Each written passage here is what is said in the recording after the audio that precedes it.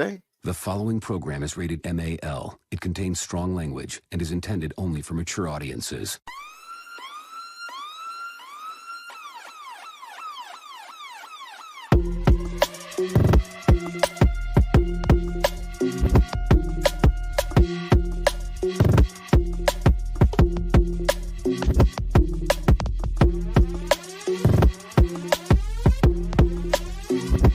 The show that gives you everything and nothing at all.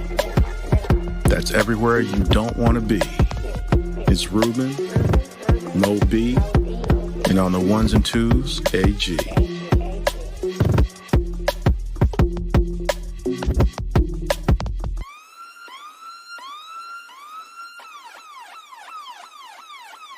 The 5-minute warning.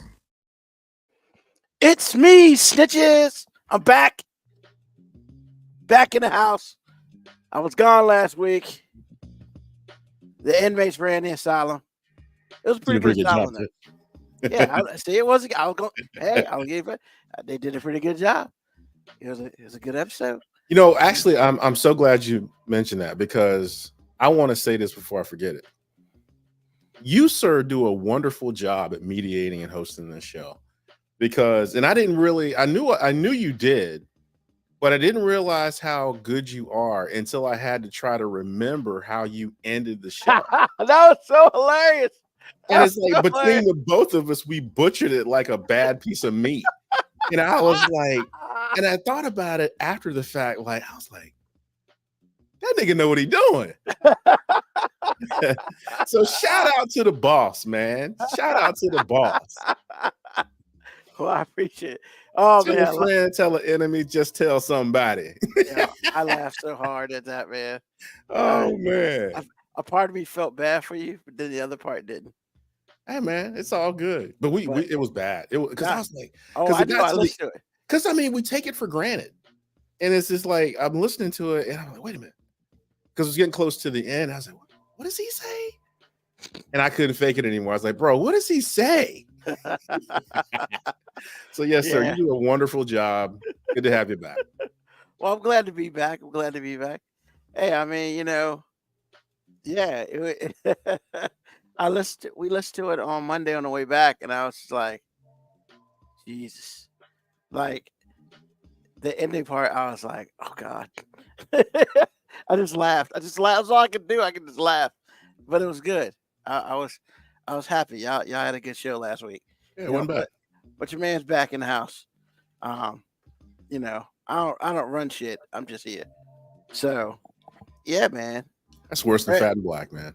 Hey. The truth should set me free.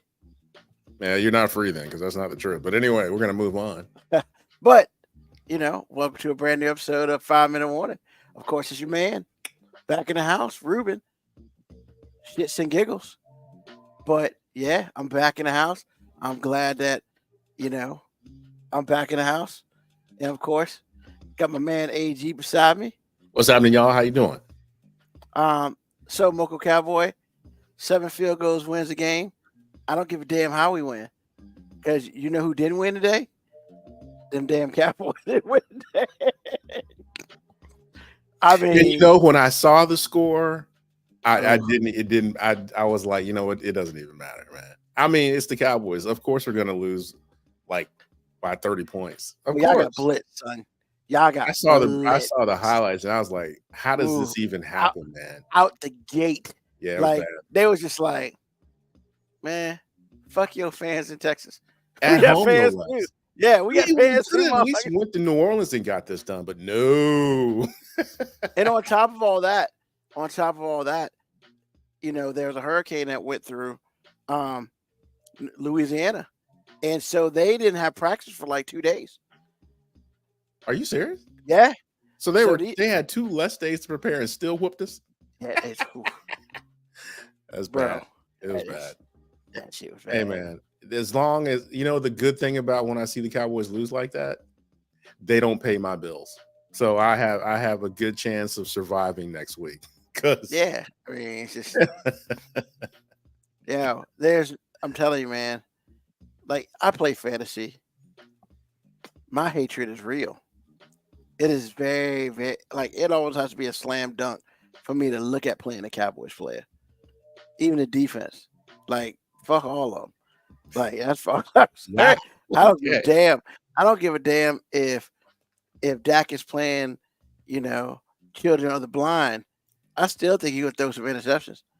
Like I just I hate the I Cowboys. don't hate a team so much that I lose common sense about it. Like if I was playing fantasy and there was a Commanders player that's playing really well, play him. What's the difference? I'm trying to win a fantasy game. I'm not trying to hate somebody so badly. I'm like, Nah, man, because like I came in fantasy draft. I can't even draft him. Like I just can't. I mean, but Well, the reason, and here's the reason why. This is the reason why. okay. The reason why is very simple. I go with the devil I know. I don't know the devil that's in fucking Dallas because one week they're great, and the next week they look like children of the blind or I mean, you're not wrong. lack of gifted. Like I'm not saying the Saints suck because they don't, but like y'all couldn't even score on them. Bro, we do suck until we win games consistently, and really, you depend on the Cowboys to win games in the regular season. And if you can't beat the Saints, and I'm not saying the Saints are bad, but they're not as good as we are, but apparently they are Well, because it's like this, like Bill Parcells said so infamously or famously, depending on how you look at it. You are what the score says you are. yeah, and I You mean, are what you are the record. I mean, you are what the record says you are. So it's like we should be 2-0. But what I really liked about the game is how reactionary really smart football people are, which I don't think that they should be, because for the last year and a half, Derek Carr has been trash. And then all of a sudden, everyone's gushing over him. It's like he was the same dude today that he was all that other time, but no one wanted to keep his talents in context. yeah. The Raiders were an awful organization when he was there. Then they felt like, they don't blame us. Let's trade the quarterback because he's the problem. Are you serious? Well, they ain't trade him; they just didn't re-sign him. Oh, yeah, that's right. My bad. And I'm like, are you serious right now? I'm like, bro, Derek Carr has been that dude since he's been in the league. I have no idea why he gets.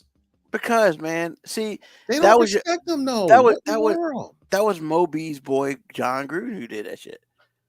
But I mean, okay, what I'm saying is, like I said at the beginning of this, if you are a football person, you mean to tell me you can't tell a good player in a bad situation, and that bad situation has cornered him into looking bad, as opposed to a bad player that's on a bad team? Well, so here's the thing, man. There's this shit called ego that comes into play. And with John Gruden, he had that shit in spades. He would much rather trade or let go Derek Carr, not re-sign Derek Carr. Even though But Gruden didn't do that. Gruden was already gone. No. Nope, that was Gruden. Gruden got rid of Derek Carr. That's why he sucked, and that's why he ended up getting fired. Because wait, hold up. That's not right. Because Gruden, I'm gonna tell you why that is right.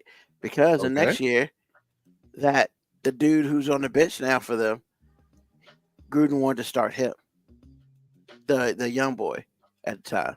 Now he's like a third-year quarterback. He played last year sparingly, but he ain't playing this year because they got Gardner Minshew.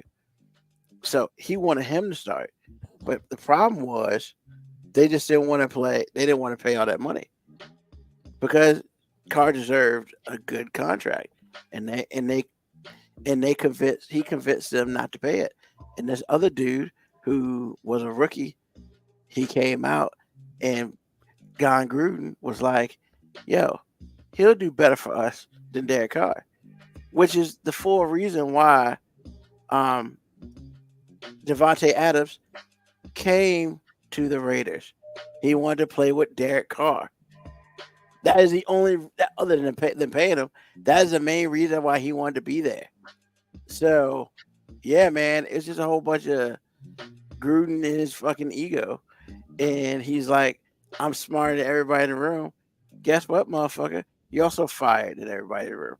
and he's getting $10 million for the next seven years because he knows how to make a good contract, but his ego is in the way. Mo B will tell you straight up that's why. That's why. I mean, honestly, they kind of suck right now, and Devontae Adams will not be on that team by the end of the year unless he chooses not to get traded. And who knows? Only thing I'm saying is, number one, Derek Carr was there after Gruden because Derek Carr was the one that held that team together between him and the interim coach to get them to Antonio Pierce. What I'm saying, number one, there's two things I'm actually saying is the organization was also bad after Gruden left. I don't know what the son Davis was doing, but he wasn't doing a very good job. I mean, looking pitiful, wearing 1970 clothing. I mean, that's what he was doing. And it's just like I just feel like that Derek Carr was a scapegoat, but really the bigger thing with me is it doesn't have anything to do with Gruden as much as it has to do with the fact that there are people that talk about sports that are telling me that Derek Carr is a bad quarterback when I'm looking at it like, how do you figure that? You're playing for a bad organization.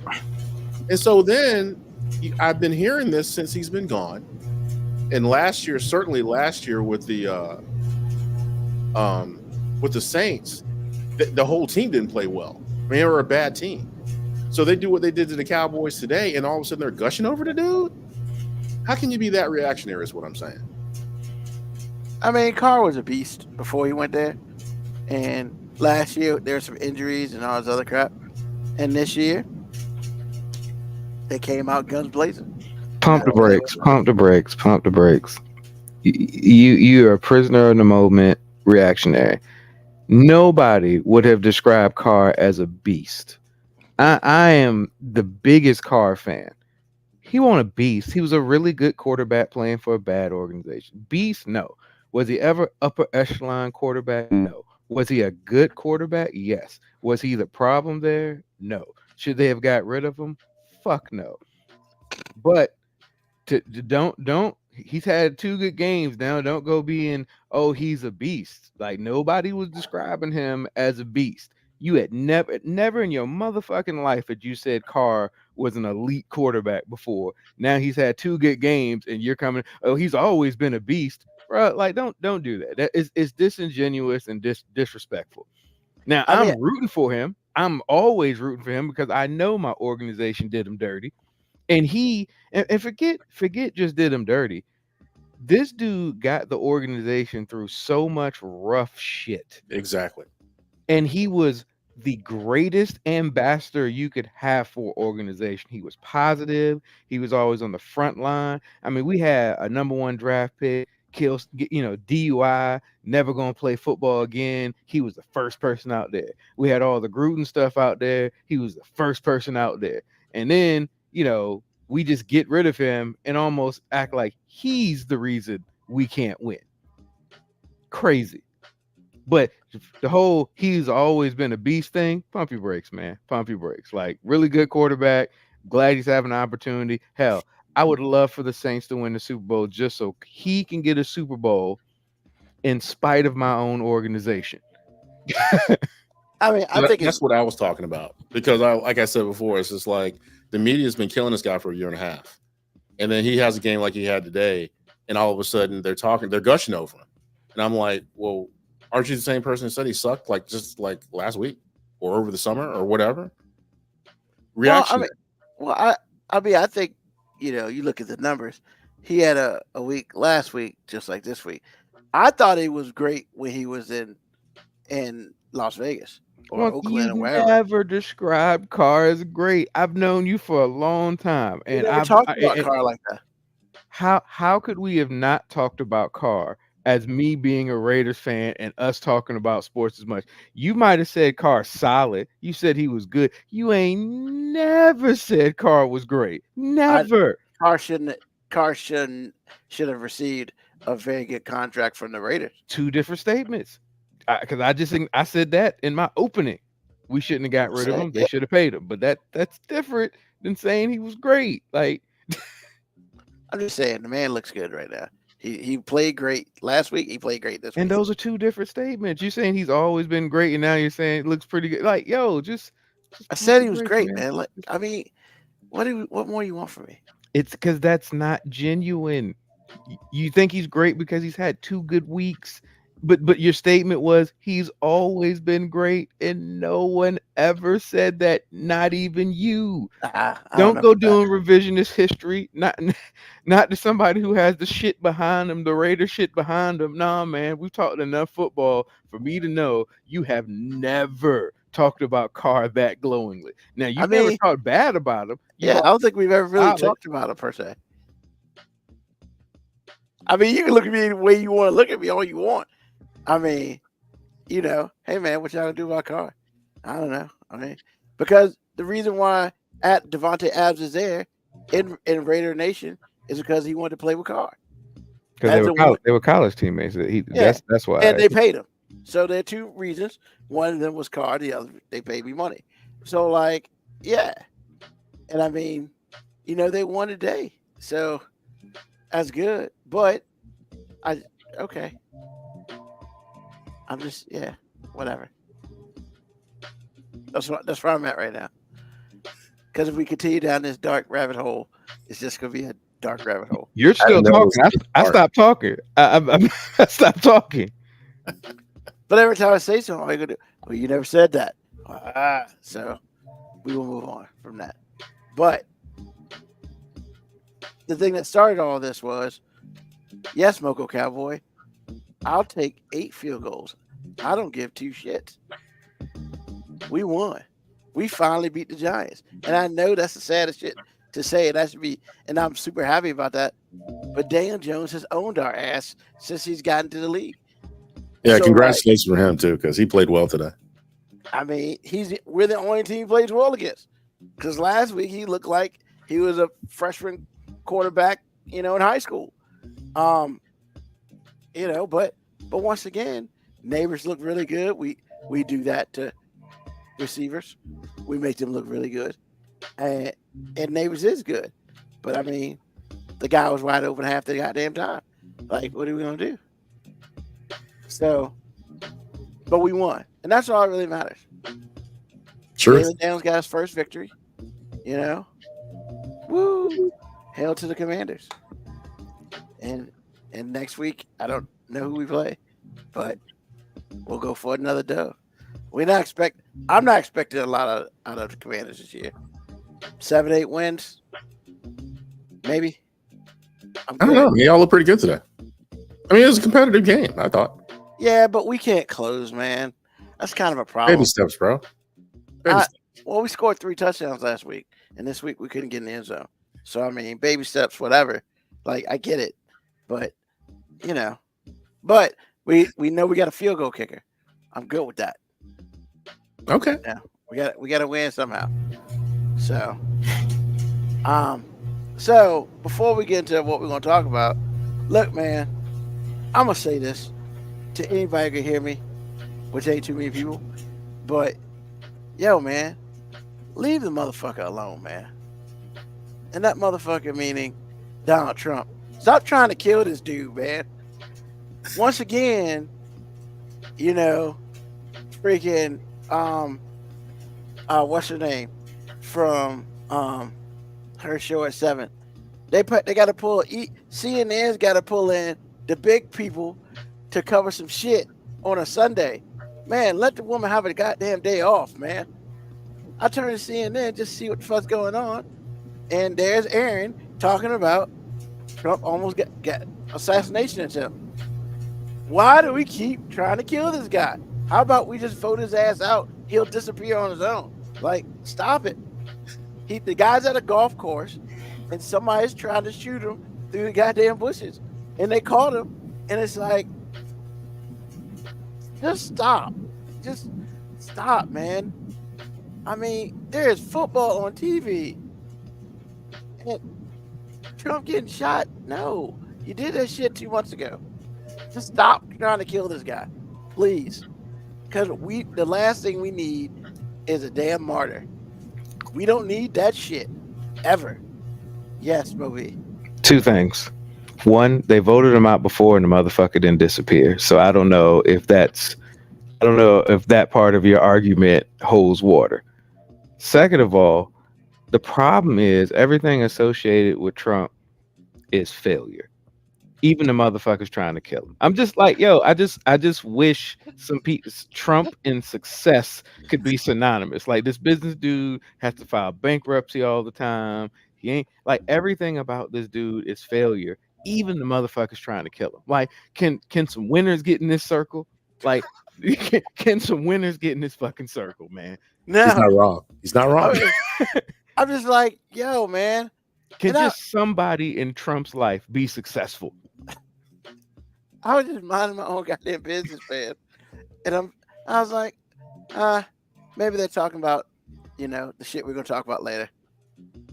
I Don't think get my thing with assassinated. that is just that when it happened, I didn't find out until hours later. It's not like they treated it like it was important news. The man was out there failing in golf, and somebody tried to kill him at the golf course. I'm just like really confused though, and hear me out, really confused. Just with the state of our enforcement in this country.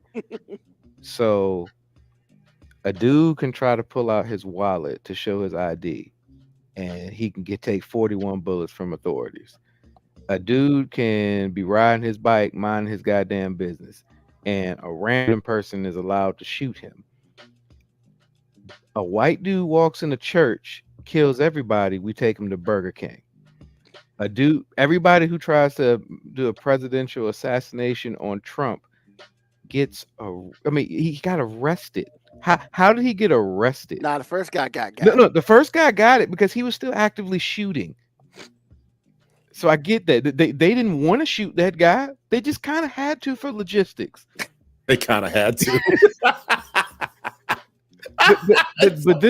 This guy has a gun through a chain link fence, and we can arrest him. Like, make it make sense, man. Because look, man, if I walk by Trump with a multi-tool, I'm pretty sure I'm gonna take 4 to the chest, like just off rip. So the only thing was when they said somebody tried to assassinate the president and he been arrested, the first thing I thought of, oh, this is a white guy. Just no doubt in my mind, this is a white guy because he was arrested. Now if they said he got shot, he was murdered, did not survive, I'd be like, who knows?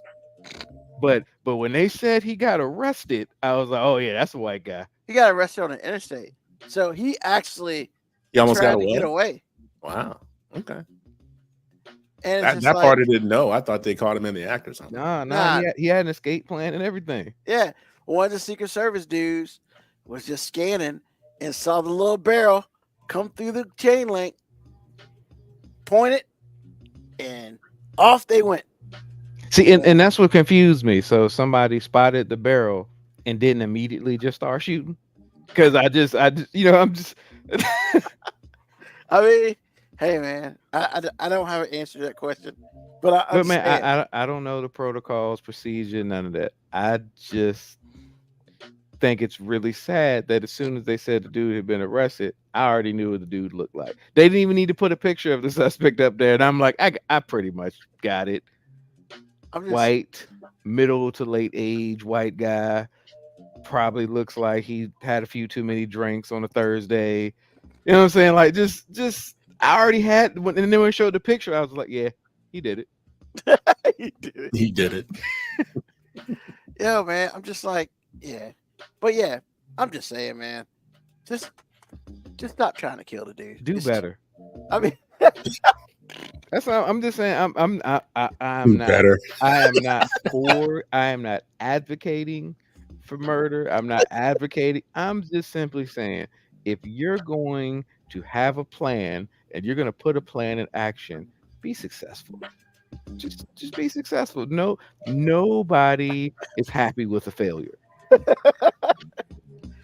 But doesn't the guy get a little credit for like almost killing an ex-president though? I mean, no, you don't. You don't get credit for almost. Only This Especially- is not horseshoes. Or hand especially on a golf course where somehow you made it in a golf course that the president was at. As much as they have people, spotters, and the fact that you made it there, if you're going to make it that far, that's like running a marathon, getting to the like literally seeing the finish line and being like, nah, I ain't got it. I mean, I ain't got it. that's like you about to hit that dude with dominoes and somebody beat your ass to it. I don't know, man. I just my first thought was, is this staged because he's doing poorly? You see, that's therein lies my problem. That's why I'm just like, if you're gonna do it, be successful, because I don't want all the conspiracy theorists coming out. Hell, I don't want to become a conspiracy theorist and be like, man, this shit feels like that debate happened and you was like, oh shit. I got to rally the troops again, and we were the most rallied when I had some blood trickling down my face and I had the Black Power fist up. Yo, man, I'm not gonna lie, AG, the thought crossed my mind because they were saying, doesn't it though? It crosses they were- everybody's mind, and Yeah. that's why I'm just like, man, just do better. because So we're apparently, back to that now. Just do better. yeah, it wasn't better. on his calendar. It was apparently it wasn't really written down or anything anywhere. Everybody just knew that's what the plan was, and so they were saying it might have been some social media stuff. Somebody at the golf course was like, "Yo, put it out there. Trump's here at the golf course. Put it out on X or whatever." And I'm just like, see, this social media shit, man, getting people fucked up. And it's just like, I'm just, stop trying to kill him. yeah, but is it that surprising that Trump wasn't at work? Well, it's a Sunday. Well, once again, on Hey, what else- any day, what does he do? What's I his think job? campaigning right now, like that's his job, campaigning. I No, guess Ruben, everybody gets because a day off. Coming up with this supposed plan to like end healthcare that's already in place. Like, That's never gonna happen. Yeah. there's Oh, a lot of he's- things that he could be doing. I mean, with like Moby is saying, Ruben, I still think the dude doesn't deserve a day off because he talked like a dog about Obama when he took a day off. When that Hey, dude man. when Obama took a vacation, Trump was everywhere talking about, see, lazy. Look at him, lazy. I mean, all I know is just stop trying to kill the dude on Sunday. Like, it's not working. The weekends aren't working for you. So maybe a Wednesday. I mean, hey, Now, first of all, it's Sunday. He's a man of God. Yeah, but you know where he didn't get assassinated attempt at? Church. I'm just church or the house. You know what I'm saying? He wanted neither place. yeah, I mean, it's just, I don't know, man. It's just, I'm just saying, if there's an assassination attempt and we found out that Trump was in United Methodist Church somewhere, I'm like, oh, hey, that dude has some insider information. But Trump was at the golf course. How could he have ever known Trump was at the golf course? Like, come on, man. all I'm saying is we haven't had anybody try to be assassinated since Reagan. In 2 and 3 months. So one That's all of I'm one of three things is happening. Either A, nobody has ever wanted a potential president to be dead more than this guy. I'm just saying that's a possibility. It Two, is. two, the Secret Service really don't give a fuck about keeping this guy alive, because we don't hear about assassination attempts because usually they're thwarted before they happen. So the fact that there's been two almost successful ones means either the Secret Service don't give a fuck, or like somebody has consciously made a decision. You know what? I'm just gonna Fuck look this this way. I'm just gonna look this way. I don't see nothing. I don't even see nothing over there. Wow. That's after they doubled the Secret Service on his detail from the last shit. It's more people now. Or three, people inside this man's circle knows one of the best way to get this dude elected is maybe if we could just almost kill him to shut up. Like this, if we could just Like I kind of they probably like instead of the ears, if we could have just got him in the lips or something, like something that would have prevented him from talking for a little while, or maybe in the hands so he can't tweet so goddamn much. Like, just it's his own. Sometimes, they say it all the time. It be your own people's, man. So it would not surprise me if somebody in this man's circle is really just like, hey man, the best thing I can do for you, sir, is to try to kill you. Like that's gonna get the troops out. That's gonna get the troops going. I'm gonna hire the dumbest. Yeah, you know what I'm saying. We gonna hire people that we can get to try to kill you for $15 and a Roses gift card. Like, you know what I'm saying. Like we ain't trying. we ain't trying to get no top. We ain't trying to get no top level assassins. Yeah, man. Just all I'm saying is. And I'm just saying this for the CNN people, man. Let them have a goddamn day off, bro. Like, that's all I'm saying. Do some shit during the week while they already there. Like, that's all I'm saying. Because you're right. The last one was on a Sunday too, right? No, the last one was on a Saturday, but they talked about it all day Sunday. That's what I'm saying. So you know what? That's what it is. It's all these fake news people that literally just hate the media. They like, yeah, motherfuckers ain't getting the weekend off. We gonna make your ass have to show up to work. Poor Erin Burnett, man. Her hair all jacked up, man. And she's sitting there talking on a damn Sunday, and I was like, man, you were probably grilling the fuck out too. What I feel bad, I just feel bad for the CNN people who obviously have so much disdain for this man, having to like really cover the story as if they really are upset that somebody tried to kill him, because like you can just see that they say the right thing, nobody's condoning violence, but part of them is kind of like, I wouldn't mind coming in on Sunday if somebody had been successful. Oh, I get to talk about a eulogy today? Yeah, like that'd be a bigger story and probably worth me coming in. Like, yeah.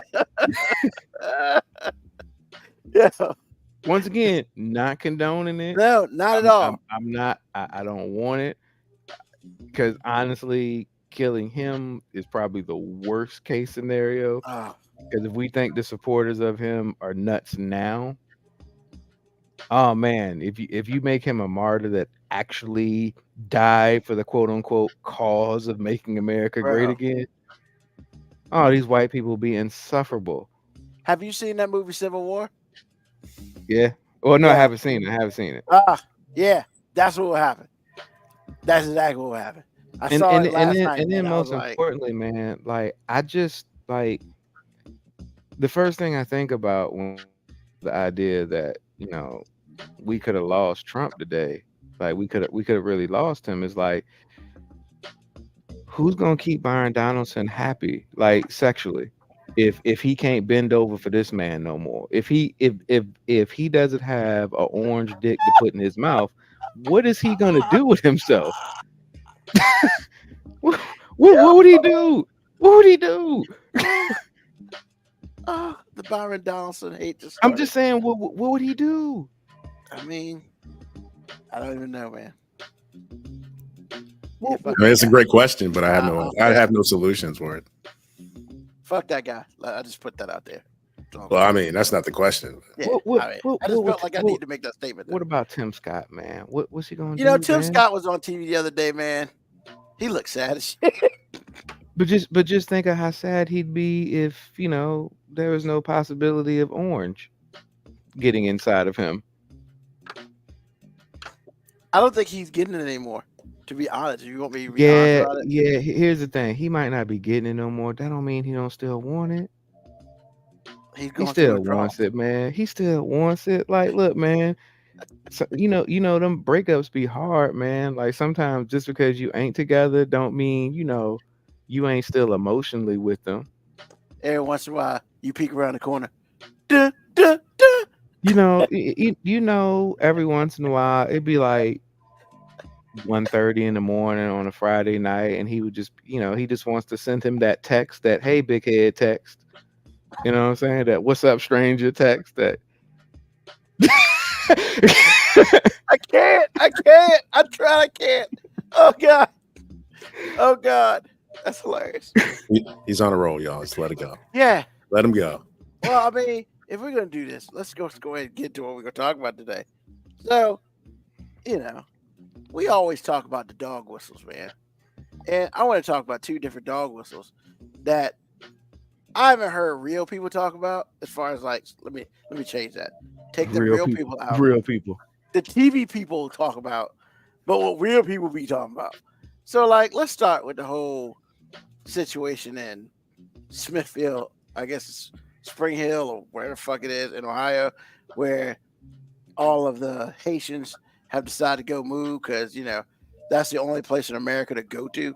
No, wasn't it part? It was part of a program. There was an incentive for them to go. Yeah, there was an incentive for them to go there. Yeah. You sound like Fox News right now, sir. Get that right. Yeah, like, you know, Hey. Hey, Like- you sound like Fox News. like all of them just picked one city. You know what? We're gonna infiltrate that town Freaking Well, because that's where all the international people want to go. Like Springfield, Ohio. That's all they think about. They're like, hey, you know what? If we could just make it to Springfield. The Simpsons. So yeah. Look, man, I don't know about anybody else, but when they start talking about the Haitians taking people's cats and dogs and eating them, all I can think of is black people eating cats and dogs, like literally. Now, had a conversation with a friend of mine who said, Haitians are not just black and they're mixed, whatever. Look, man, they darker than me. And so the average person who wants to talk about it gonna be like, yo, man, all these black people eating animals and shit. I mean, if that's not a dog whistle, I don't know what it is, man. Because I was just like, they was like the Haitians, man, just replace Haitians with black people. Because the couple of Haitians that they talk to, that CNN talk to, or other news places talk to, I mean, they docking the AG shirt. So clearly they talking about black people. I think you're missing it, man. I think what he did was like, What, AG made a different shirt? No, I'm just saying, in Uno, when the rules that we play by, where somebody puts a draw 2 down, and I can put a draw 2 down on that, so it doubles up. Yeah. That's what this is. This was like, hey, how can I attack Hispanic migrants? Boom. Hey, how can I attack black Haitian? They both. It's like it's both. It's like I just put a draw 2 on a draw 2. Boom. That's all I think about, because I don't just think about black. I just think, ooh, he basically saying, you speak Spanish and you're dark. I can get a 2-for-1 here. Yeah, but I mean, because you're intelligent, Moby. I'm talking about the people who aren't intelligent, who all they see is, look at a darkie over there. See, here's the thing. I think you're missing it too. Like, no, it's not because I'm intelligent. It's because, like, they're getting to double up on their racism with one statement. Because now you're offending black people and you're offending like people from an entire country. Like, it's like a 2-for-1, man. He got to meld it together by just saying one place. And the thing I think about the most is, man, can you, like, I just feel like there ain't no motherfucking way he could have made that statement about, like, Chinese. Like, I'm just saying, like, if he was like, there reports in Chinatown that they're eating all the pets. First of all, be a whole bunch of fucking jokes, because a lot of people would be like, well, we've been knowing that for a long time. It's called Chinese food. But is Asian Pro collected? Can you imagine the No, amount I'm not. of It's just funny. backlash? I'm just saying, could you imagine the amount of backlash that would have been if he did that? He ain't going that route. No. So it's like, hey, we gotta talk about these Haitians, man. Like, Uh, hide your cats. You know what I'm saying? Hide your dogs, hide your cats. They out here eating everything. I mean, yo, man. And I was like he kept saying it, and then his dumbass running mate got into the spin room and was like, it may not be true, but if that just breaks attention to the amount of, immigrants coming into America at that one space, then I think it's worth it. And I'm just like, are you dumber than a box of rocks. You can't call. We've tried to help you with this, sir. You I understand, keep man, calling but- it dumb when it's not dumb. It's genius. I'm just saying that he actually admitted that the shit could possibly be fake. I mean, what Yeah. else is he gonna say? That's not dumb. That it's everybody's job. When you're in an abusive relationship, like the people who have to work with Trump are, it's your job to protect the abuser from the public outlash.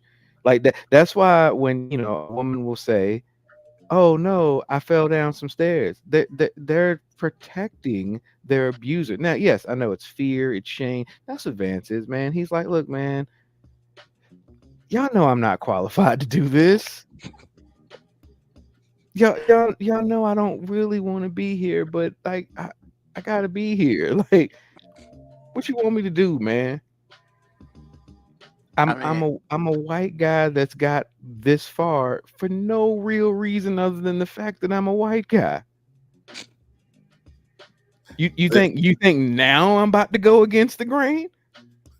Well, he was against the grain until He was against the grain when it was cool to be against the grain. There were a lot of Republicans who, after Trump got ousted, they were like, "All right, we're gonna disavow this guy because that's the future." And then when they realized that the supporters weren't going nowhere, they were like, "Oh shit, he still is in charge, even though he ain't here." So, no, I was just bullshitting. You still the man. My bad. You got the juice. My bad. I was just. You got the juice. You got that juice. I ain't heard that line in a long time. Oh shit. So AG, man, you want to get in on this? I mean, it's just for me, it's not really a trigger because it was too obvious to be a trigger. A dog whistle, because dog whistles are much more subtle. This was not subtle, and there's the context that was extracted from the whole situation. If I didn't have a wife that really, kind of digs down and really finds out what's up, I would be one of those people too, because the only reason those Haitians are in Springfield, like I said before, is an incentive to do a job that white America didn't want to do. Kind of what happened in Florida last year, where they talked about these people, then the price of orange juice doubled because the white folks are too lazy to pick their own oranges. And they found out the hard way. So that's first. And like I said, the second thing is not a dog whistle if it's obvious. And, all it takes to create a narrative is, a gullible, it's not gullible. It's like they want to hear things that make them look better than anybody dark. Like Mo B said, they don't want to dick around with people that can play white. Like if you're Jewish, you don't want that smoke. If you're Asian, you don't want that smoke either. But the Asian part that's brown, you could probably mess with that. But if you black, that's the only obvious choice. And that's what this was. So this lady makes a comment and somebody else says something about it and it's viral. Then people are afraid of stuff like this because people want to believe the stuff that they're scared of. It just furthers the narrative to me. It's like everything else. Like if this was like 70 years ago, all black people got a switchblade. Really? We do? We do? Yeah, apparently. But that's a narrative out there that's easy to say, and then everybody's all riled up for nothing. But again, when you talk about black people, man, they develop anything they can to make themselves feel better. Even if making themselves feel better is scaring them to death. So now they think all black, because see, how many white folks can really dig down deep to find out if someone is Haitian or African American? Like none. All they see, like you said, Ruben, all they see is like black people. That's all they see. And then they have a heavy accent because of the French and all the things. They're not speaking English very well, maybe. All that matters in the country. Any accent? Oh man, now you black and you're a foreigner. Exactly. That's what I said. It's two draw twos. They basically found the other draw two. It's obvious as this was. I feel like it's a draw four, honestly. You're right. But, You're right. So now the coup de grace to me was now they can lump all of that in together. So now 6 months from now, all black people eat cats and dogs. And this joke and this narrative was originally belonged to Chinese food prep community. You know, and there is some truth to it. But what we say about it is a little borderline offensive. So it's like they have taken that away from them, so they feel better, giving all of this to black people, and we just like, I don't even like cats. Okay, that's what we're doing. So yeah, that's what I feel about the whole thing, man. It's genius, but it's not really genius because, like I told Lauren when she was explaining all this stuff to me, it's low-hanging fruit at this point. You don't have anything good to say. You don't have answers. You've let a brown woman and a white dude scare you to death. You're still running against an opponent that's not there. And you're about to get your ass whipped by somebody that you've been degrading for all your life. And on top of that, not only is she a woman, she brown. And you're freaking out. So you're just saying anything that you want to say. But except for giving me a solution to what you're going to do about this or that or the other. If inflation is as bad as you say it is, which is not, if gas prices are as bad as you say they are, and they have been under $2 for like the last 3 weeks, or under $3 for the last 3 weeks, if you're saying all of these things are horrible, and look what Biden did, give me some answers. And could you please stop talking about Biden? Because he's not running against you anymore. He hasn't for the last 7 or 8 weeks. Well, that's all you're talking about. I'm like, bro, why are you freaking out? You had a plan against women and how you're going to treat them and how you're going to run against them. But like, apparently that got thrown out of the window. So again, like I said, man, they're trying to think of anything they can except for doing the job to discredit anybody that's got black or brown skin, or like this assassination attempt, as far as I'm concerned, to divert attention away from the real dope, which is this guy's a clown. He doesn't do anything well. He wants to fuck his daughter, all the things. So, I mean, as far as I'm concerned, that's what's going on. So that's what I think about all this. All right. Yeah.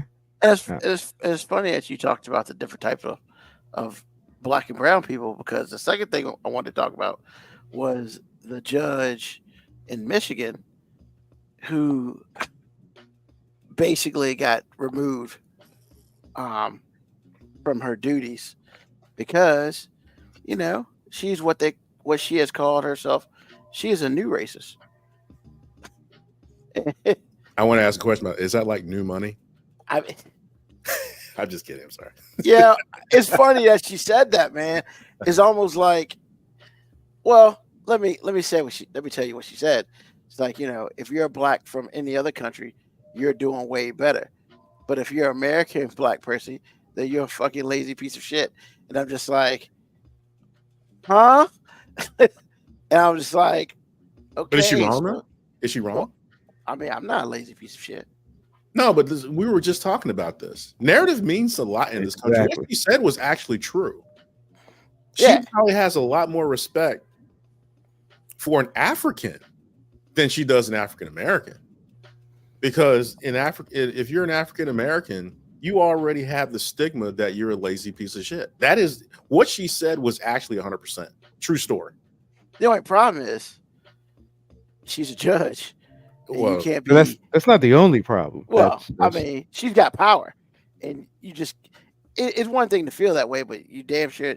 And she didn't know she was being recorded, but still, the way she was talking about it, from what this dude was saying, her court reporter, that's what she talks all the time when she's not in court. So, yeah, man, like, I get it. I'm with you, and I get it. Like, and there's probably some ways where that is correct, but you can't be in a position of authoritarian power and at the very least use that power to that, which I don't know if she really has or not, I'm about to say, but I then guess all, we're about to then- find out. I'm just saying, based on what you just said, then all judges should be removed. yeah, and they have to be, because all judges And when I say all, I mean a lot, Yeah. because a lot of judges are people. In I'm fact, about all to say judges are people. they're human, so they have their own preconceived notions and stereotypes that have been developed through their own life experiences and bring up like that's Yeah. Exactly. Let's start with Clarence. You know, I mean, we could, but that's the low hanging fruit. I mean, Because what we're talking about, because I think, okay, this is, for an example, there's a video I watched on YouTube about a week ago, and it was about all these legendary actors and actresses that were racist. And they had John Wayne, which I knew about, but Jimmy Stewart, and it bothered me. But I had to think about it after the video was over. I was like, wait a minute, bro. This dude was in his heyday when racism was in his heyday. yeah. And so how could I expect him not to be a racist? Well, I was thinking about that thought when I watched the video, because my initial thought was like what you said. I singled her out as an anomaly. She's not an anomaly. She's the norm. The anomaly is somebody who maybe was like, yeah, I'm a white person, but that's vile. You have to go. And no, I don't trust the woman who pulled the trigger, because she might be able to feel the same way, but she has a different agenda of maybe protecting Oakland County. So to protect Oakland County, I have to fire you, but I'm gonna still see you at the Klan meeting. We've talked about people like Did this. you watch the whole? Did you see the whole video? Yeah. Yeah, Yeah. because she was basically only interested because this was brought to. He sent it to the media at the same time as he sent it to Yeah. her. They Right, don't go Because do anything. he had already sent up stuff about sexual harassment that she had ignored for 3 months. Exactly. So But this was. I'm sorry. Go ahead. I do have a problem with the guy that called out. And my only problem is, I mean, I get it. I get power dynamics. I get, I get all the things that, you might be fearful of, which is why you stayed silent for so long. I Mhm. get that. But what I don't understand, the only way you can get a recording of somebody talking like that is that person had to feel real fucking comfortable talking to you like that, Very true. or talking about those things to you, because he was recording calls that were coming to him. So he was on those calls too, as she's saying that. So I always got to give the side eye look when I'm just like, all right, I get it. If you would have caught her having a conversation that she didn't know was being recorded to just some rando, sure. She was talking to you, bruh, which means what in your dialogue with her in the past made her feel so comfortable as to talk to you in such a manner? Well, I think, and I hear you, but this is what I gathered from it. I felt like she wanted to bone this dude. Well, yes, I feel like that's And what happened as well. But if you're not boning her, why is she having these type of conversations with somebody who's not? I feel like they did do something, and then I he mean, wanted to stop. Now, granted, there's plenty of reasons. Maybe he did it because he felt like he had to, and then he's trying to get out, or he's trying to separate it, and then she's using her influence. I get all the power dynamics. It just feels weird that like this has been going on for years, as you say, and now Yeah. your response is, I just don't want anybody. I just don't want her to inflict this type of pain and damage on people. Like, yo, she been doing it for years, and you were at least okay, or at Well, least and also the other thing, tolerant. yeah, at least and the other thing was that he was just like, I'm not looking for a payday. I'm looking just to do my job, bruh. Like, Yeah, in all fairness, it's like, how could I ever who? keep you here? Because Nobody's gonna trust you. exactly, because like whether you were in on it or not, the fact that it went on for years before you reported it, you were And complicit, man. why? You And why did you just report it? Did well, something happen to the point where she was like, I don't give a fuck, whatever? Because, you know, men get scorned just like women. Women are just a lot more open about it, and they'll tell you, I'm gonna end you to your face. Men just be like, I'm gonna kill that bitch later, you know, all low and shit. And that's what he did. He kind of set a trap for years. And then Yeah, it's because like, they say he said he's got recordings for years. Yeah. Like you've been recording for years, and you ain't. I mean, who are you protecting? You weren't protecting the victims. You did this for yourself. yeah, Like maybe almost- you're not looking for a payday, but you did this for yourself. I mean, he probably wanted to make sure that he was cashed up. So if something were to happen and he loses his job, he's still good. But, Oh, that was the ultimate job security. She could never come out and try to get rid of him. The second she would, oh, for real, you want to get rid of me? yeah, I mean, it's just, You sure about that? so I mean, yeah, man, it's as crazy as it is. It's also really like questionable on, what do you say sometimes, Moby? Sometimes it's not the message, it's the messenger. Yeah. And here, I think the messenger is a little shady. And because here's the other thing. How do you know she ain't got no dirt on your ass? It doesn't Unless- matter. Well, it depends. Depends on what. Well, because here's the thing, right? Like he sat there and said, well, I'll show up in court for to talk about the authenticity of this. But that don't mean she ain't got shit on you either. Like that's the whole thing. Like you went against her.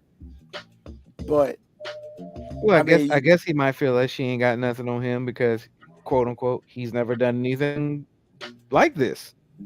yeah, maybe he said maybe he's like, I never made statements like these. and I guess in the interview, he seems really comfortable. Like he's gonna come out this bitch unscathed. It's all her, and I'm just kind of I don't know if I say he seemed really comfortable. What Well- I'll say is he seemed really, really hopeful that the system works. Which I mean, look, that's a pigmentation side effect, man. Like he's got no reason not to feel like the system won't work out for him. But yeah, he made a statement about, I just want to do my job for the county. Like, bro, there's no way you're gonna have this job after this. I'm surprised you're in it now. Well, I mean, that's not true. They might because now he's got the retaliation and whistleblower thing protecting him now. But I gotta find a way around that if I'm the county, because I'm like, it's just not a good look for you to still be here. Not at all. You were implicit on this shit for years. It'd be one thing if, like, yeah, I've been recording her the last week. She been getting reckless. All right, cool. Yeah. I've been recording her for years. If that, man, Why'd you start recording her? Because I thought it was just starting to get out of hand years ago. and now you're like, all right, what was the line? Yeah, that would be my question. All right, what was the line? What was the line she crossed where you were just like, all right, that's enough. This shit's got to stop. It wasn't racial. I mean, it wasn't sexual. But I can But- guarantee you that. and the wasn't other thing, man, if that's not a absolute definition of snitches get stitches, like I don't know what is. Because he seems to think, once again, like you said, he seems to at least feel like he's gonna come off this shit okay. I mean, here's the thing about this, this whole not snitching culture. See, a lot of people don't understand what the community deems as snitching, because what he's doing now, you're right, absolutely snitching. Because if you've been because look, I don't give a fuck what he says. Even I get the fear dynamics. I'm not trying to judge him. There's several things that I don't know. But if it's been going on for years, and now you snitching now because you've been complicit for a long time, and now the only reason you could be doing it is self-serving.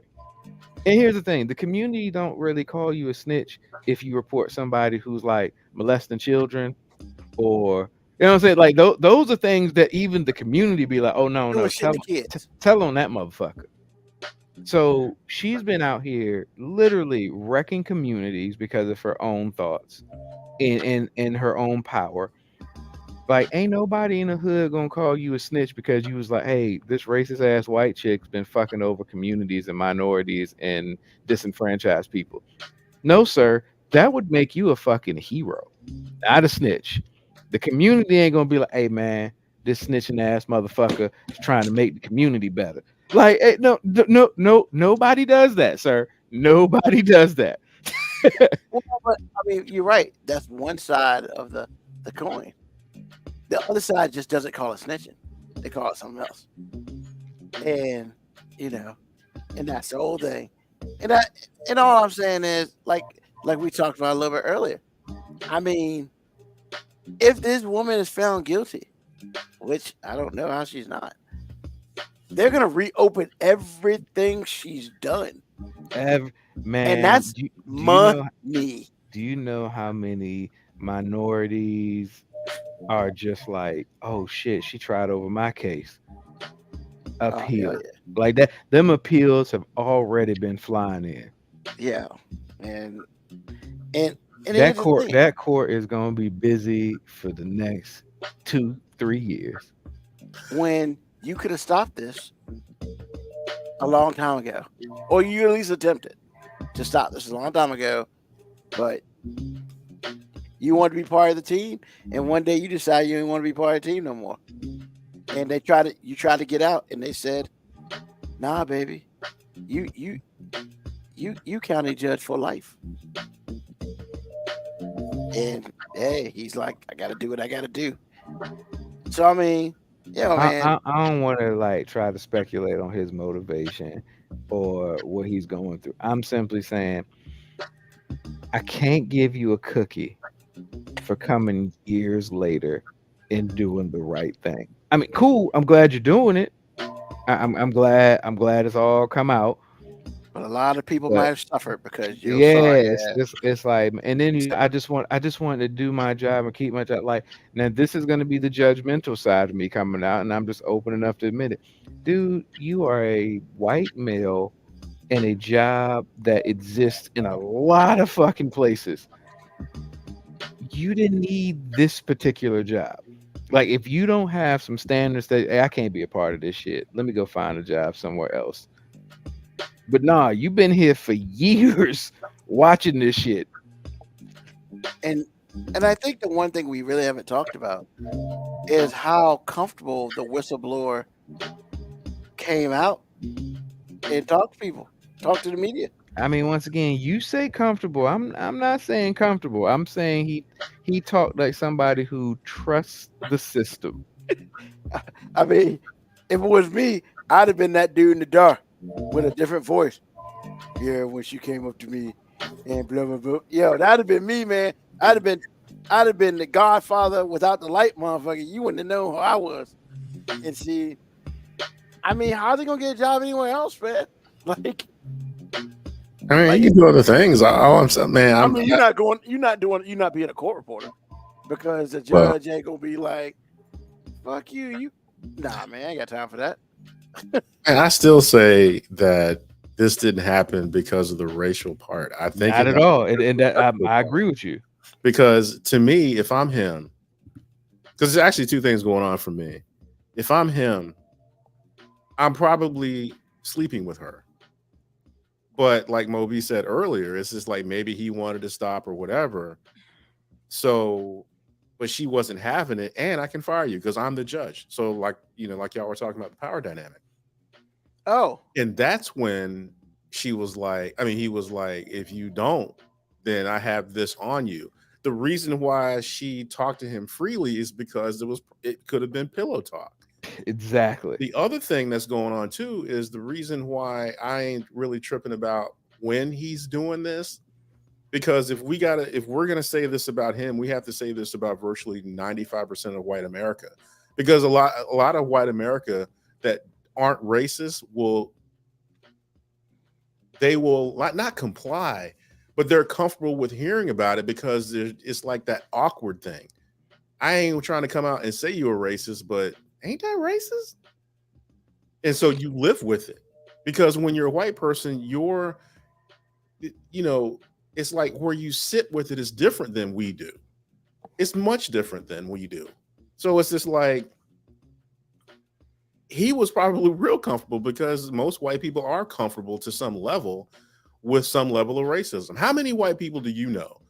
The first time somebody says something racist, like obviously racist, they cut that person off. There aren't many. Most of them So make excuses. that's exactly what I'm Well, saying. they didn't mean it that way. Exactly. You rationalize all of this where black people don't have that luxury. When we hear something racist, it is what it is.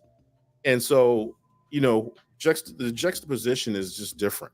So, like I said, man, it's just like you have all this going on, and then there's this. And this is the question. I don't think the video answered it. If it does, y'all let me know. But based on my very, very limited TV generated, law degree, if you record somebody unknowingly, you can't use that in court. Now you can spread it, and it's a fact because somebody's recording this, but he was talking about going to court and testifying. It's like, unless she knew you were recording, there's nothing to testify. Depends on the state.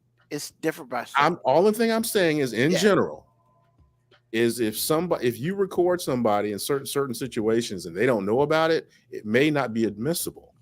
So I'm sitting here going, I don't know how that works either, because I think one, because the communication between them, there's not an expectation of privacy. You're not necessarily using the recordings in court. He could testify to what was said. He could say, this is what she said to me. And then set recordings could be used to verify his story, not necessarily used as evidence without it. But once again, I don't think it's about pressing charges, because I ain't hear nobody say nothing about going to jail. They just got her off of the bench. Well, she's not gonna lose her job. I mean, I would be amazed if. I think she's gonna lose her job. I don't think anything else is gonna come of that. She's just not gonna be a judge. Well, we'll see. And that was the point of sending the tapes also to the media. Yeah. Because she's also an elected official. So but and also this officially it's not, it may not be officially on her record, but it will be officially on the internet for the rest of the time, because whenever you Google her name, this shit's gonna come up without question. Sure. So I mean, yeah, but they gotta get rid of her just because of looks. She's done. Like, the question is, are they gonna revoke her license and stuff like that? I don't think you can get stricken from the bar for this, but who would want to hire this person as a lawyer or a judge? Yeah. And Moco Cowboy said Michigan is a single party consent state, which I was thinking it had to be, because that's the only reason. I mean, because that's the only reason why he would do it, which means I would assume he would have known that since he works in the court. So he should have known. Yeah, I don't need her. Because it's single party consent and there's no expectation of privacy in their conversations. One thing if like she was his lawyer or vice versa, something like that, but there's no expectation of privacy. Yeah, I mean, when it's all said and done, the one thing I will end this off of, that they said at the beginning of the clip, apparently in 2021, she got arrested for assault. Assault, yeah. But then it went away. Sure it did. So yeah, like I guess this chick don't mind getting physical, as it were. Maybe she hit him. I mean, allegedly. Allegedly. Okay. I mean, I don't know if it hit the other dude, but it is interesting how he did do this for years. One day he decided to record her. You're very right, Kaviako. Gotcha, bitch. And then he he filed for sexual harassment, and then 3 months later, this comes out. Like, well, in his defense, a little bit, because I do agree with everything y'all are saying. There's no way in the world this sees the light of day if he went through proper channels. That's for Well, sure. he tried to go through proper channels and didn't see the light of day. Yeah, Well, I mean so he was that's why like- this came out. So I ain't mad Yeah. at that. Yeah. No, you gotta do what you gotta do. Like I'm not mad at where we're at now. I just can't give him like hero props for what he's happening because it's like, yo, you didn't do this for the cause. This is about you. Like let's just be honest. This is about you. Somewhere in this transaction between you and her, something has happened that has upset you. Some went left. And it had nothing to do with the disenfranchised people that you're concerned about. And just like you said, it's a thin line that white people. I mean, I've said it on this show before. Most white people's greatest fear is somebody publicly calling them racist. It's like, it's not. They don't fear racism. They don't fear actually dealing with racists. They just don't want to be called one. True. Which here's the thing. I understand that to a degree. Like it's just like most men don't want to ever be accused of being a rapist because like once you get accused of that, it's a hard stench to get rid of. So once you start throwing out that white person's a racist allegations out there, that shit is hard to overcome. So I shouldn't say I sympathize with that. I'll empathize with them to a degree on that. Because the difference between being labeled a racist or not is your life doesn't get harder if you're just being called a racist. Yeah. Your life gets really hard. Somebody accuses you of rape. Yeah, So they're yeah. they're not the same. They're not the same. Once you get publicly accused of being a rapist, it's really no recovery. There's no coming back from it because even if they find evidence that says you're not guilty, all the things, there's still somebody walking around somewhere going, that nigga did that shit. Yeah, exactly. Awesome. All right. So, very simple question here, gentlemen. I figure out, throw it out there, see what's up. We'll start with Mo B. Because I already know what AG going to say, but we'll start with Mo B. So, Mo B, man, what makes you smile, bro? That's discrimination, sir. What makes me right. smile? What makes you smile? This gonna sound like a answer where like a cop out answer, Oh, but Jesus. the truth of the matter is, damn near anything can make me smile, man. Because I kind of choose to find humor in damn near everything. So I can almost smile at anything, almost. Like I mean, there are limits. I got lines, but for the most part, man, I got a lot of dark humor in me too. So like I can smile at some really, really bad situations just because of a really terrible, insensitive joke that's playing in my head. But I mean the simple answer, like the detailed simple answer is everybody in my house makes me smile, man. Like the existence of this house and the people inside of it make me smile. All right. AG, what makes you smile? Well, my wife in particular, with provision. I like to see my wife taken care of. I do not like to see her struggle. A decadent meal, a good one, not McDonald's, a good one. McDonald's is not good food anymore, man. I hate to admit it because McDonald's, they took care of me my entire childhood, sir. Man, I hear what you're saying. I hear what you're saying. But if you hungry and somebody slide a McChicken on that table, don't act like you don't at least smirk. I mean, it's the difference between being married and watching porn every night. That could be necessary. I guess. What? I guess. Because one is clearly better than the other. But I'm not going to sit here and say it's good.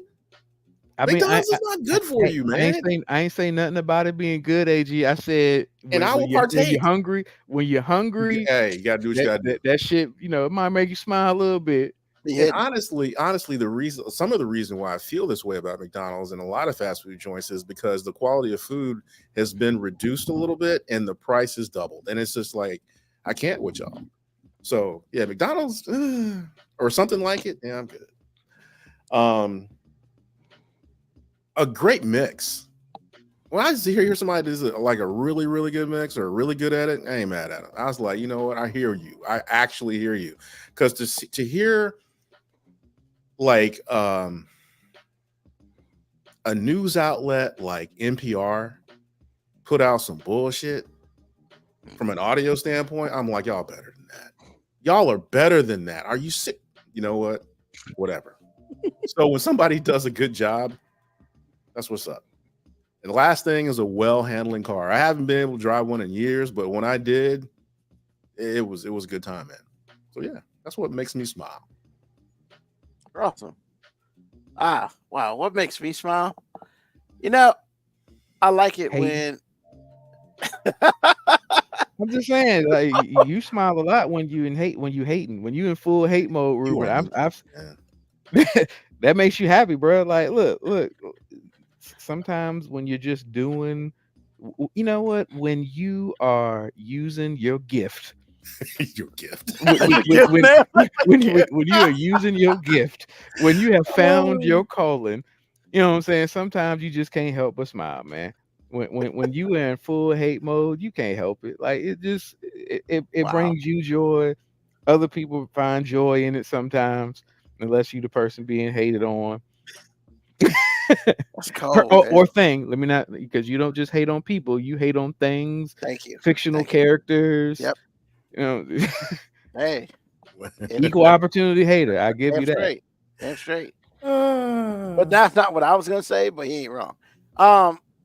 I'll say, like, you know, part of my job is when I teach something, and then when the person I taught gets it, and you can see the light bulb go off in their head.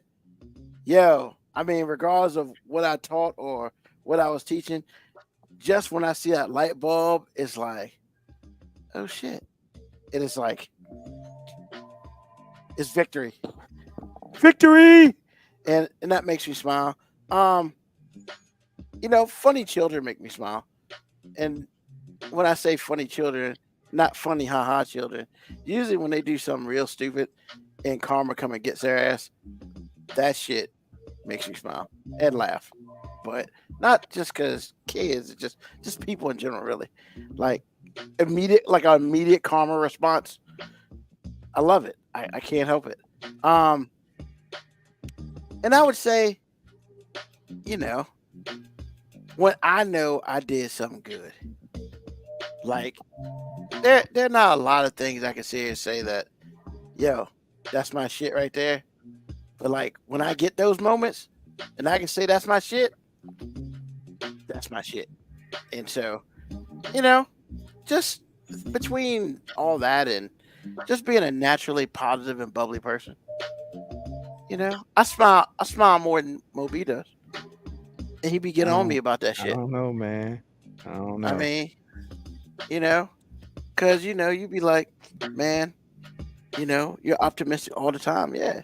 Because, man, if I don't be positive, I'm gonna be negative.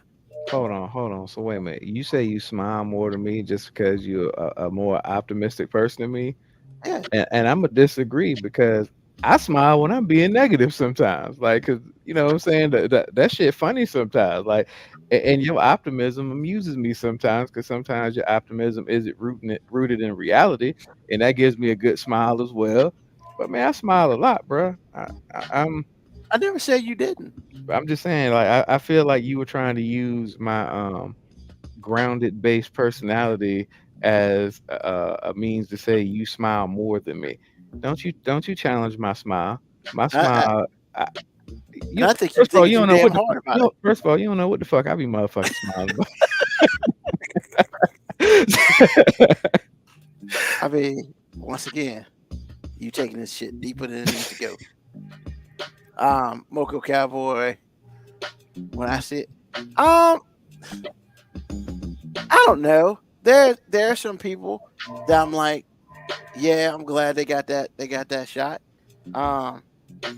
You know, I think the other thing is I like to be surprised. I really like to, as far as wrestling goes, anyway. Not that other shit. Like, don't surprise surprise birthday party shit like that. Hell no. But nah, yeah, like when wrestling surprises me, because I unfortunately read some of that shit sometimes, but when they surprise everybody and like just crazy shit goes down, yeah, that shit makes you smile. Because I mean, when I know I got, that means I know a whole bunch of other people got, and that's, to me, that makes you smile. So Awesome. So, AG, man, what's on your mind? I guess two things actually. The first thing is a statement. Next thing is a question. So the first thing is, I hear a lot of like stuff on Instagram and Gen Xers making themselves out to be tough individuals. And as a Gen Xer, I can understand where that comes from, and sometimes it's true. And this is with respect to who they think are weak, like, millennials and Gen Zers especially. Number one, Gen Xers are broken people because we had parents that were coming out of mean parents with respect to how they parent now. And so our parents were trying to create some balance in the force by treating us a lot better than their parents did. Not that our grandparents, which are their parents, were mean or just like abusive. It wasn't like that. But some of the things that they dealt with quietly, they're like, we got to change all this. So our parents treated us a certain way. But there was a dark side to that too, because our generation, we just kind of had to deal with things a little less quietly, but we had some things to say. But what we did was we grew up and we had kids and went the opposite way. Just the pendulum went from here to there, and so we had kids that are soft, and so I'm like, sometimes I can understand it. But half the time I'm like, whoa, back up. I'm not going to believe nothing a broken ass Gen Xer is going to say because we're broken, angry people. We had to do everything by ourselves.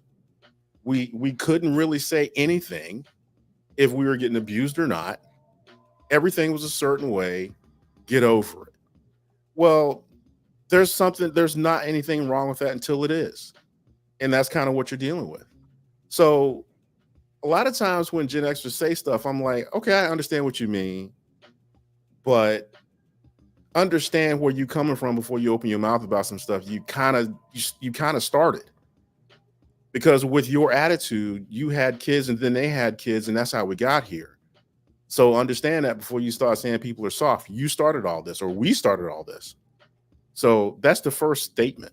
The second is a question, which is, if I say anything about, well, I shouldn't say that. If I criticize Jewish behavior, whether it's something they're actually doing wrong or not, is anything I say mean as I'm anti-Semitic? Like if I see someone that is Jewish and they're clearly doing something that's not cool, am I allowed to say anything about that before they label me as anti-Semitic? And I'm asking y'all, anybody who wants to answer, because I have been hearing about people that have said this or that and the other, and they're not entirely wrong. But immediately they get, their soul gets snatched out of them and they're labeled anti-Semitic. So is that where we are right now? I mean, yeah, we are. I mean, okay. I feel like we're like that with a lot of things. I mean, if you say anything critical about women, you're misogynistic. If it just kind of depends. like that then? Yeah, it just depends on what group you quote unquote are representing. Okay. All right. Well, that was the question, because I'm sitting here and listening. Actually, this thing on 60 Minutes I was watching with Dua Lipa, and she had said some things. I don't know how recent it was. All generated from her stance on the whole Gaza Israel conflict. And I'm sitting there going, so, okay, let me get this right. So if she feels like this, then she's anti-Semitic. I didn't see where she was being bigoted. I see where she might have had an opinion about that particular conflict. And I just started thinking about it, just going down a rabbit hole. Like, so am I not allowed to criticize, poor Jewish behavior if that's what's happening? Yeah, I mean, Israel is committing war crimes right now. I don't care what anyone feels about Gaza or Hamas. Yes, Hamas, a terrorist organization in Gaza, did some fucking horrific shit. That does not mean Israel's not actively right now committing war crimes. Okay. And, Let's start and that. being able, and you should be able to say that without somebody saying you're anti-Semitic. They'd be like, "Well, Israel has the right to defend itself." Absolutely, but I mean, But that's not all if they're doing, though. yeah, it's like, yo, if a white dude stabbed me, and then I went and just started slapping every white person I saw, yes, I have the right to defend myself against that motherfucker, not against everybody that's around. Okay. Yeah, I mean, essentially, that's what my question was, because I kind of felt like being Jewish makes you bulletproof to some degree. And I don't necessarily think that's fair, but I do understand that's the way it is, if that's in fact what is happening. Not how I feel about it, but is that, what's happening in the world right now? Yeah, I So feel like yeah, that's like I just said, what's man, happening. Gen Xers, broken people sometimes, and they're telling other people that they're weak, and it's just like, number one, you started all this. Number two, you weak too because you're broken. Those are the things we dealt with. Number two, if I can't criticize you, then that says a lot about you. Because no one is above criticism, because we're all kind of assholes at some point during the day. So I'm like, okay. So that's what's on my mind. Just thought I'd ask. Awesome. Thank you, sir. Mo B, what's on your mind? Man, you're talking about the generational thing, and I was gonna my what's on your mind is similar, but yeah, man, I realized yesterday that I'm part of a generation of male that is very conflicted about emotions, because on one hand, I feel like people or guys in my age group have a different connotation of what masculinity is, and I think there's some confusion happening between the generations, or the generation beneath us. I should say beneath us, behind us in time.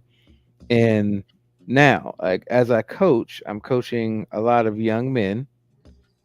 That's what I'll call them. They're young men, adolescent men, and I'm also dealing with men in my age group who are coaching. I happen to be the oldest person there, which is it just is what it is. As a coach, I'm the oldest coach, and I didn't even realize that until like we started. But I get what toxic masculinity is because I get to hang around coaches.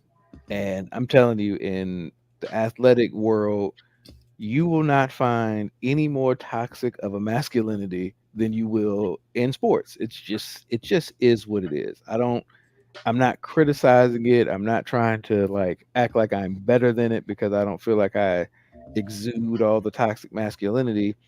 It just is what it is. But the problem that exists, and what I experience all the time, is this divide in how we view masculinity, and we're being tasked to help develop these young men who, for whatever reason, I'm not trying to make a big stereotype, but it just is what it is. More guys are being raised by single parent, predominantly single women households, and their idea of teaching emotional stability to young men is in many ways non-existent, because a lot of times their first instinct is to protect their sons from dealing with negative things that might adversely affect their emotional well-being. Part of being a man in the generation I was learning how to deal with emotions, not ignore them, not have them, although we didn't discuss them a lot, which is kind of going into that toxic masculinity. But we were taught that the mark of a man is not having emotions, it's not acting on every emotion.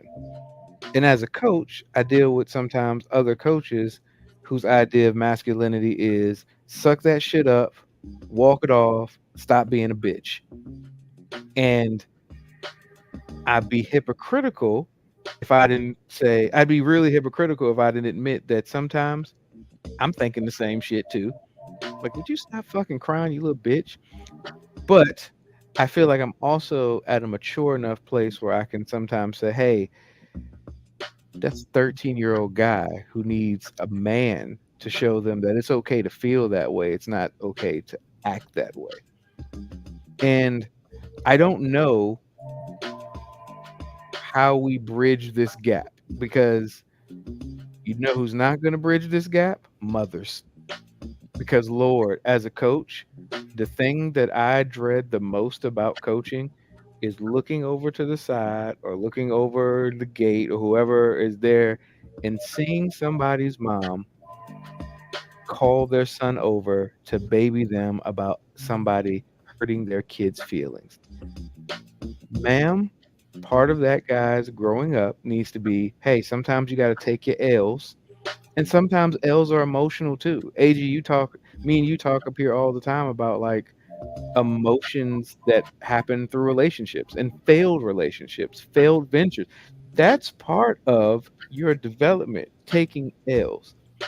So what's on my mind is, hey, moms or parents, because there's some dads that are the same way. Hey, let your 13 or 14-year-old take an emotional L right now so they can learn how to deal with an L. Because the worst thing you can do is make it so that the first time your kid actually has to deal with an L, they're already a fucking adult and they're not equipped to deal with it. That's why we have so many irrational, emotional young men doing dumb shit that's emotion based, and they're in their 20s, and we're still letting the media and people say he's just a kid. Motherfucker's 22 years old. You're not a fucking kid. My mom let me know I wasn't a kid as soon as I turned 18. You gotta get the fuck up out of here. Here's this luggage. Figure it out. I'm not saying that's the way you need to be, but what I'm saying is like, hey, part of the growing up process is taking L's, learning how to deal with it and growing. You can't grow if you're never uncomfortable. And we've got a whole generation of kid out here who the worst thing in the world to their parents is that their kid is ever uncomfortable for any reason. And I'm just like, hey man, this shit's gonna get even worse on the next generation, AG. Like when these kids have kids, holy shit, man. I don't know what's gonna go on. Like I don't know, because at some point the pendulum is going to swing back, and it's going to swing back I hard. hope so. I hope so. But then you're right. When you say that swing back hard, I'm like, man, what's gonna happen? It's going to be some kids growing up like they were, in a concentration camp. It's going to be bad. It's going to be abusive. It's going to be a lot of things, because what you just said is like, even though I don't say it, I still think it. Like, stop being a bitch. I mean, look, Eventually, I admit it all the time. I think it. I Yeah. think it. And then I almost sometimes feel guilty for thinking it. Because I think about my own kids sometimes. I'm watching Right. Kira play basketball, and every time she hits the ground and takes a little bit too long to get up, I'm like, would you get your soft ass up? You ain't hurt. You ain't hurt. You're right. But I would say the only thing that kind of thwarts all of this is parents that want to go down that road, or they actually do go down that road, and they develop this child, and when they hear it coming back to them for the first time, the parent turns into the bitch, because you built this Frankenstein, and you're like, why are you so mean? That's not mean. That's exactly what you did. So there's that part, because I've seen it for myself. It's like I've seen it in myself. We talked about this last week. I've seen it in other kids, and I've seen the faces that their parents make. It's like, no, you built this. They're exactly what you want them to be. And so, like, why are your feelings hurt? Oh, your feelings hurt because it's happening to you, or it's happening to somebody, and you're seeing it. You're an audience to it. And it's like, ouch. That's what you want them to be. So it's like, at some point, some parents were going to have to be like, that hurt, but you know what? It's going to be okay. Shut the fuck up. Walk it off, because this is what you developed. So there's that part too. I don't know if there's another part to it. But again, like I said, some of the things that I said to my mom while she was still living as an adult, because I got tired of her making me a bitch. And I was like, I ain't going to be no bitch no more. And then when I developed that attitude, and she asked me about something. I told her what I told her, and she's like, "Hey, G, what's wrong with you? I mean, what's wrong? What do you mean what's wrong? I just answered your question." She was like, "Why are you so mean?" You wanted to say Okay. congratulations. I thought that I'm she would be here now. happy. I'm here now. Exactly. And she didn't. She crumbled. It was like you're responding to me like you're June Cleaver, but the whole time you've been my boss. I'm like, you can't have it both ways. So all I'm saying is, to make this short, because this is your thing, I'm just like, that part of it has to change. At some point, the person that built this machine has to let the machine eat. And if you don't, you're kind of wrong. Yeah, man. I promise, man. I'm out here doing my best, man, to have balance. Like, because I'm hard about certain things, but I always try to come back and like talk. And I'm just like, hey, this is why I'm saying this. Like, this is why I am reacting to this in this way. This is why when you fall down and I'm just like, get the hell up, you're not hurt. It's like, I'm not saying you're not allowed to be hurt. I'm saying if you always act like everything is the end of the world, how will I know if it in fact is the end of the world? Like, as your parent, I want to jump in and swoop to your aid all the time. But after a while, I get exhausted if everything is something that you need saving. Like, no, sometimes you got to get up, and sometimes shit's going to hurt and nobody's going to give a fuck. You just got to keep moving. Like, I just don't want you to be that. It's like, I've been coaching for so long that my biggest fear is that sometimes my kids turn into the kids that I hated coaching. Like, I mean, I'm honest. That's my shortcoming. It's like I was coaching long before I had kids. So when I had kids, I'm just like, I just don't want my kids to be that kid that I hated coaching. Understood. I mean, based on what you're telling me, I don't know if you're gonna have that problem or not, but I don't. I mean, they have their own problems, but they're not problems. They're growth. You know, I think sometimes my wife thinks I'm being too hard, and she's like, "Well, I'm like, yes, I'm being hard, but too much is given, much is expected." Like, you know, my daughter's on a middle school team that for all intents and purposes, nobody feels is getting the best coaching. They don't have a ton of talent on the team because they only have like 4 or 5 girls that have ever even played basketball before. mm-hmm. So, you know, in many ways, the girls that are out there that do know what they're doing, they're alone. Like, they're out there just figuring this shit out alone. And Kira feels like she's got the pressure of the world on her shoulders because she's the quote unquote leader. And I'm just like, and my wife is like, oh, they're putting too much pressure on her. And I'm just like, yo, that comes with the fucking territory. If you're the quote unquote leader or the quote unquote best, and I'm not even trying to say she is the best, but what I will say, and what I tell her all the time, because I know this for fact, no one works harder than her. So I'm like, if you're going to do all this work, you've earned the right to put all this shit on you because you worked for it. But it's like, I keep telling my wife, I'm like, look, if you're going to be the best person on the team, sometimes you're the best person on a not so good team. It don't mean that nobody's going to expect you to carry that shit. Just what it is. Like, the Lakers haven't had a very good roster, but it doesn't stop all the LeBron haters from feeling like, well, if he was so good, he should be doing this. Like, it just comes with it. Like, you've got to learn how to deal with that pressure in a healthy way. So yeah, that's what I'm always battling. And it's not just Kira, it's kids in general. Like, on our football team, we have the same way. Like, we don't have the most talented team. So the people who do have the talent, it's like, yeah, they probably feel a shit ton of pressure. So what? That's life. What do you do with it? You either deal with the pressure or you quit. Not wrong. Those are your choices. At the end of the day, you are not wrong. All right. What's on my mind is very simple. It's really a combination of a lot of stuff we've talked about today. I need to let everybody know that karma does exist, and it's fickle. It can be good one day, bad the next. Good one session, bad the next. But like I said earlier, there's a reason why, like, immediate karma makes me smile. It's because, honestly, that immediate karma comes to douchebags who do bad shit. And sometimes they need to get their come up as quick as possible.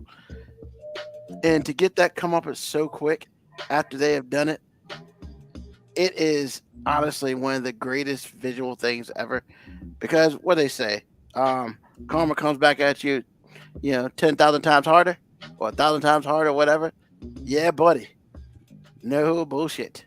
That Can shit you- comes back hard. Yes. Can you explain Trump then? Can I explain Trump?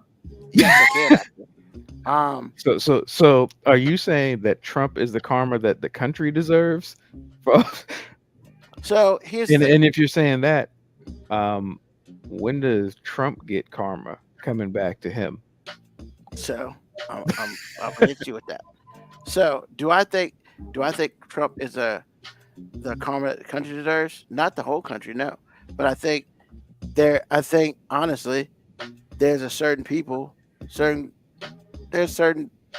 not gonna say a group of people, I'm just gonna say there's certain people who, they were in a position and they put us in a bad position, and that's what we got from it. What? I'm sorry. Football. Oh. Football. It's okay. Somebody hit Caleb Williams with a clean hit, and all the Chicago Bears sideline seems to be really upset with this dude. And I'm just like, what? Because he hit your guy? Like, tell your motherfucker to slide. Duh. You didn't watch Jalen Daniels play last week? So yeah, I do believe Trump is an unfortunate piece of karma, that has happened to the country, because it's not the whole country as a whole that karma usually comes for. It usually comes for a certain group of people. Now, that same karma came back when he lost, and that certain karma came back while he's running.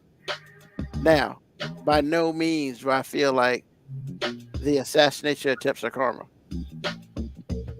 That's my personal opinion. They're not.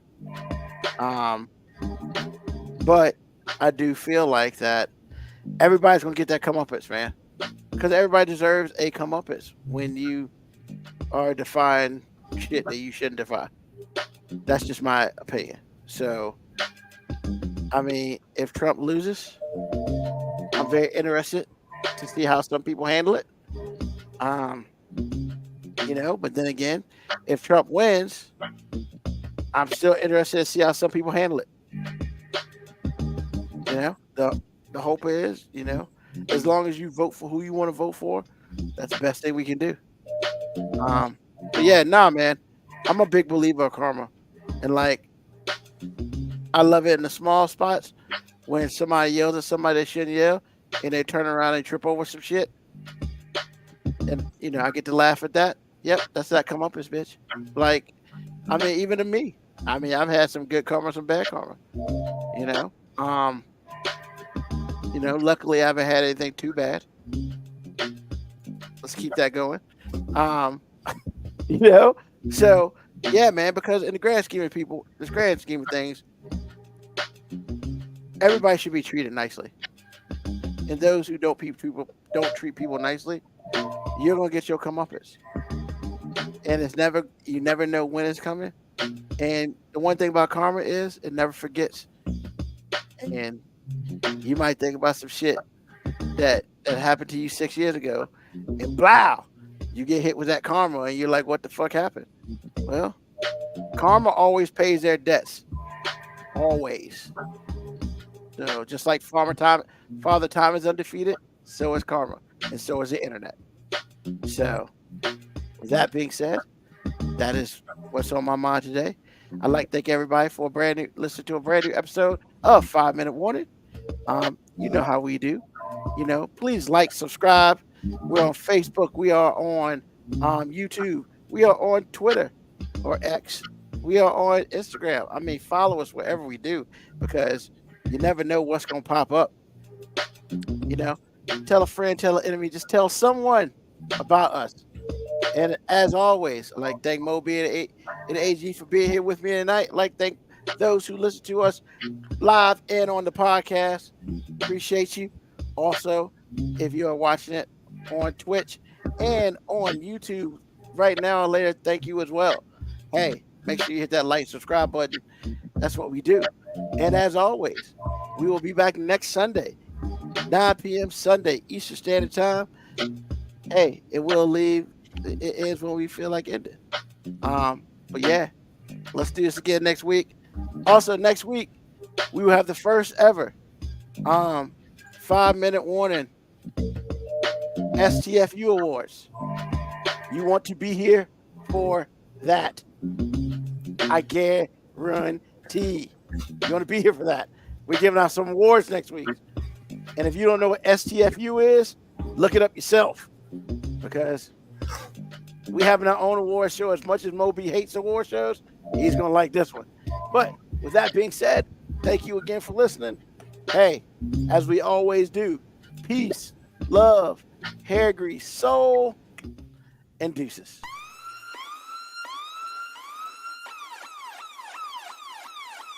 Email us at 5minutewarning19@gmail.com. And also leave comments on Facebook and Twitch. Search 5 Minute Warning. Contact us on Twitter at AG_FMW podcast, at Newsman25, at FMW 2019. Contact us on Instagram, Moby 5 Minute Warning, AG_5 Minute Warning, Newsman25. You can listen to the podcast at Apple Podcast, Spotify, or wherever you get your podcast. Thank you for listening. This has been another episode of